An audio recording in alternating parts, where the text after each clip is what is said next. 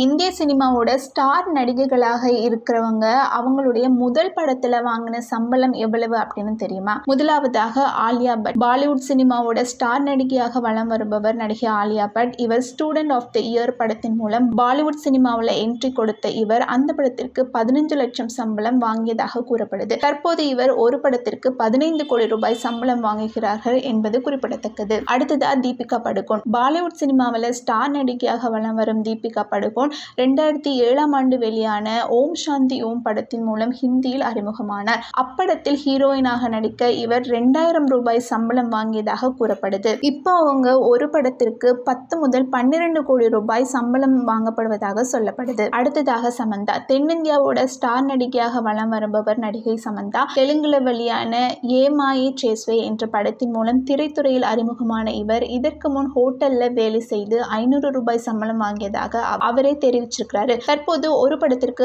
5 கோடி ரூபாய்க்கு மேல் சம்பளம் வாங்கி வருகிறார் என்பது குறிப்பிடத்தக்கது. அடுத்ததான் நடிகை பிரியாமணி. தென்னிந்தியாவின் முன்னணி நடிகையாக வலம் வந்த பிரியாமணி பருத்திவீரன் படத்தின் மூலம் தமிழ்ல மிகவும் பிரபலமானார். 2003ல வெளியான எவரே அட்டக்கு என்ற தெலுங்கு படத்தின் மூலம் திரைத்துறையில் அறிமுகமான இவர் அந்த படத்தில் நடிக்க 500 ரூபாய் சம்பளம் வாங்கியதாக கூறப்படுது. அடுத்ததான் நடிகை கீர்த்தி சுரேஷ். தமிழ் சினிமாவின் ஸ்டார் நடிகை கீர்த்தி சுரேஷ் இது என்ன மாயம் என்ற படத்தின் மூலம் தமிழ் சினிமாவில் ஹீரோயினாக அறிமுகமானார். தற்போது 3 முதல் 4 கோடி ரூபாய் சம்பளம் வாங்கும் இவர் தன்னுடைய கல்லூரி காலத்துல ஃபேஷன் நிகழ்ச்சியில பணியாற்றியதற்காக 500 ரூபாய் சம்பளம் வாங்கியதாக கூறப்படுது. அடுத்ததான் நடிகை பிரியங்கா சோப்ரா. இந்திய சினிமா மட்டுமல்லாமல் ஹாலிவுட் சினிமாவிலும் கலக்கி வரும் பிரியங்கா சோப்ரா தன்னுடைய முதல் படத்துல சம்பளமாக வாங்கியது 5000 ரூபாய் அப்படின்னு அவரே சொல்லியிருக்கிறாரு. தற்போது ஒரு படத்துல நடிக்க 15 முதல் 25 கோடி ரூபாய் வரை சம்பளம் நிர்ணயித்துள்ளார் என்பது குறிப்பிடத்தக்கது.